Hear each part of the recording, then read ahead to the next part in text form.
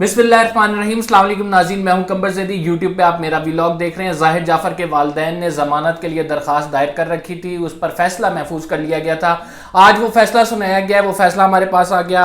आपको ये स्क्रीन पर भी देख रहे होंगे। इस फैसले का एक एक करके नुक्ता बताऊंगा कि इसमें जज साहब ने क्या वर्डिक्ट दिया है और इसमें जो ज़ाहिर जाफ़र के वालिदैन हैं अल्टीमेटली उनके लिए क्या हुक्मनामा अदालत का है। इस व्लॉग में हम ये भी जिक्र करेंगे कि आज इस्लामाबाद के इलाके बाराकाऊ से एक शख्स पकड़ा गया जो कि एक माइनर को किडनैपिंग कर रहा था, उसकी स्कूल के बच्चे की, और फिर लोगों ने पकड़ के उसे बांध दिया। वो भी आज इस व्लॉग में आपको वीडियो भी दिखाऊंगा और साथ बताऊंगा भी उस केस की तफसीलात।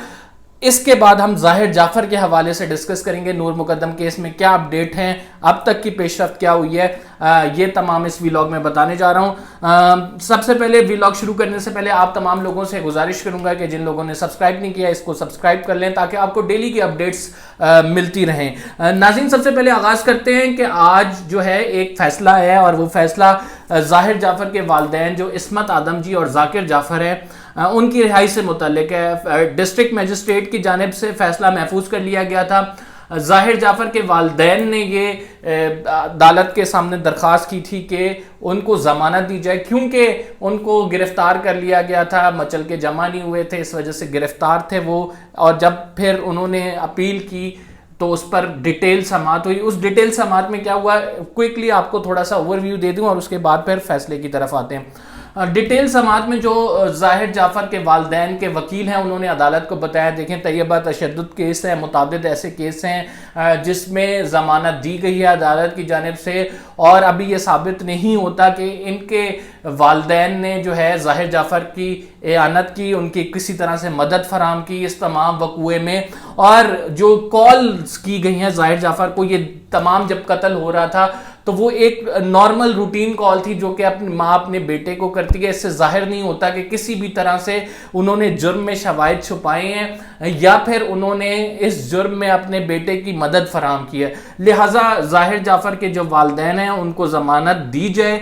और उन्होंने इसके साथ साथ एक बयान भी दिया है जिसमें वो अपने बेटे की जुर्म की मजम्मत करते हैं। आपको याद होगा नाज़रीन, डॉन में ये बयान छपा था और साथ उन्होंने ये भी कहा कि ना सिर्फ मजम्मत करते बल्कि इस जुर्म की वो ना हिमायत करते हैं और ना ही अपने बेटे की हिमायत में कुछ कहना चाहते हैं, बल्कि वो अपने बेटे के सज़ा दिलवाने के हक में है। लेकिन वो इस जुर्म में किसी तौर भी शामिल नहीं है, वो किसी तौर भी शरीके जुर्म नहीं है। ये तमाम जो है आर्ग्यूमेंट्स ज़ाहिर जाफ़र के वालिदैन के वकील ने लिए थे, अदालत के सामने रखे थे, जिसके बाद अदालत ने यह फैसला महफूज कर लिया था। आज सुबह जो है ये फैसला सुनाया गया और वो फैसला जज साहब क्या कहते हैं एक एक करके पॉइंट आपको बताता हूं। सबसे पहले इनकी जमानत जो गुड न्यूज़ है वो रिजेक्ट कर दी गई अदालत की जानिब से और अदालत ने ये कहा है कि इस जमानत में जो इस वजह से रिजेक्ट की गई है क्योंकि जो सबूत हैं हमारे पास वो नाकाबिले जमानत हैं। यानी जो इन्होंने मुल्जिम की एयानत की है, उसकी मदद की है इस जुर्म में, और जो इन्होंने शवाहिद छुपाए हैं, हम नहीं समझते कि ये काबिल ज़मानत जुर्म है और इसी वजह से हम इनकी ज़मानत मुस्तरद करते हैं। सबसे बड़ा जो रिलीफ था ज़मानत का वो अदालत ने देने से इनकार कर दिया। अब जो है ज़ाहिर जाफ़र की तरह जाकिर जाफ़र और इस्मत आदम जी भी जेल में जाएंगे और वो जेल के मज़े चखेंगे।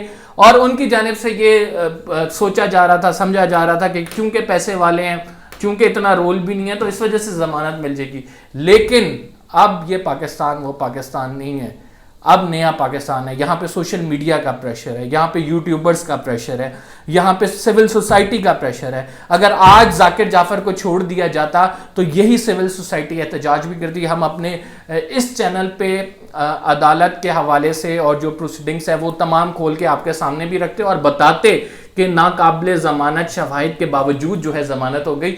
तो ये एक प्रेशर है नाज़रीन, आपका प्रेशर है जो आप सब्सक्राइब करते हैं, कमेंट्स करते हैं, अपनी राय देते हैं, सिविल सोसाइटी एहतजाज करती है, जिसकी वजह से अदालतें और पुलिस जो हैं वो इस केस को लेके चल रही हैं और एक पब्लिक प्रेशर की वजह से फैसले भी हमारे सामने आ रहे हैं। तो नाज़रीन, सबसे बड़ा जो रिलीफ था वो नहीं दिया गया।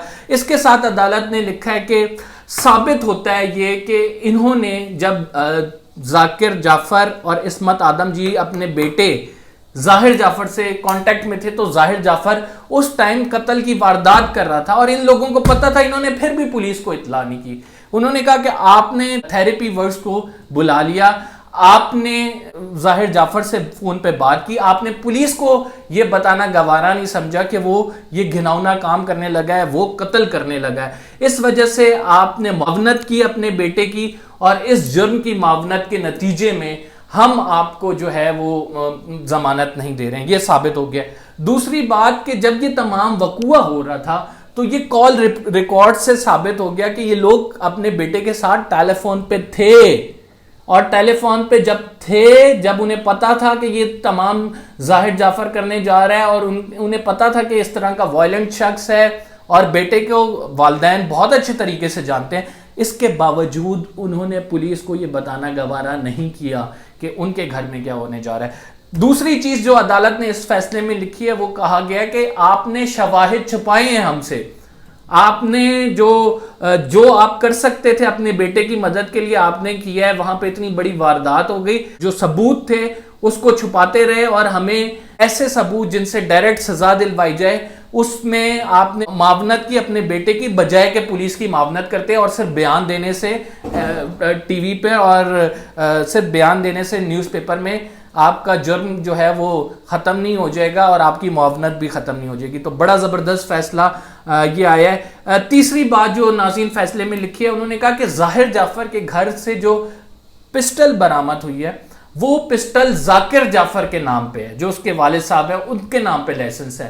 تو جائے وقوع سے ناظرین جب اسلحہ برآمد ہوتا ہے اور وہ اسلحہ کسی اور کے نام پہ ہوتا ہے تو اس کو حراست میں لے لیا جاتا ہے، اس سے تفتیش کی جاتی ہے کہ تمہارا اسلحہ اس کے پاس کیا کر رہا ہے، یا تمہارا اسلحہ اس جرم کے لیے استعمال ہوا ہے. تو وہ بھی ایک کلاس بنتی ہے. اور ہم لوگ خیال کر رہے تھے جی بڑی پارٹی ہے چھوڑ دیا جائے گا، ایسا کچھ نہیں ہوا.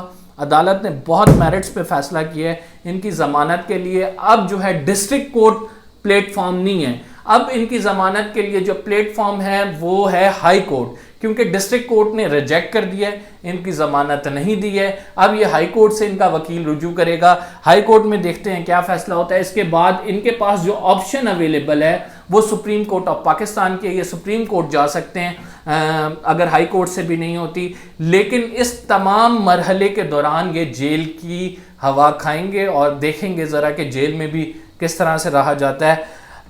اس کیس کے فیصلے سے ایک چیز بڑی ثابت ہوتی ہے کہ عدالت ان لوگوں کو کوئی ریلیف دینے نہیں جا رہی. اگر اس کے والدین کو نہیں ریلیف دیا تو ظاہر جعفر کو بھی کسی طور کوئی ریلیف نہیں ملنے والا. انشاءاللہ تعالی جب تک ہم ہیں ہم اس کے خلاف آواز اٹھاتے رہیں گے.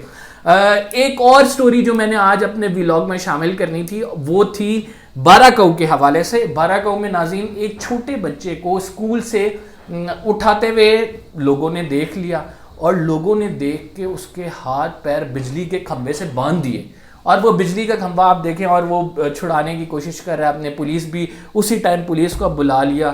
تو یہ سول سوسائٹی میں جو اویئرنیس آ رہی ہے یہ بہترین ہے ناظرین، کیونکہ اس اویئرنیس کی وجہ سے لوگ ایک دوسرے کو جرم کرنے سے روک رہے ہیں.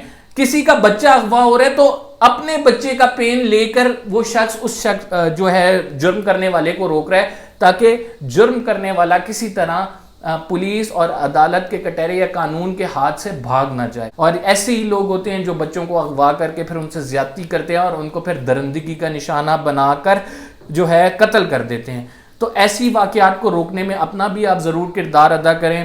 ہمیں بھی آپ دعا کریں کہ اللہ توفیق دے، ہم سچ بولیں اور ایسے واقعات منظر عام پر لائیں تاکہ سوسائٹی میں ایک اویئرنیس کریٹ ہو. اس مہم میں اگر آپ میرا ساتھ دیتے ہیں تو میرے چینل کو سبسکرائب کریں. ہم آپ کو انفارمیشن دیں گے، یہ ہمارا آپ سے وعدہ ہے انشاءاللہ تعالی، اور فیکٹس پر مبنی انفارمیشن دیں گے، سچ بولنے کی کوشش کریں گے. قمر زیدی کو اجازت دیجیے، انشاءاللہ اگلے ولاگ میں آپ سے ملاقات ہوگی. فی الحال کے لیے اتنا ہی. اللہ حافظ.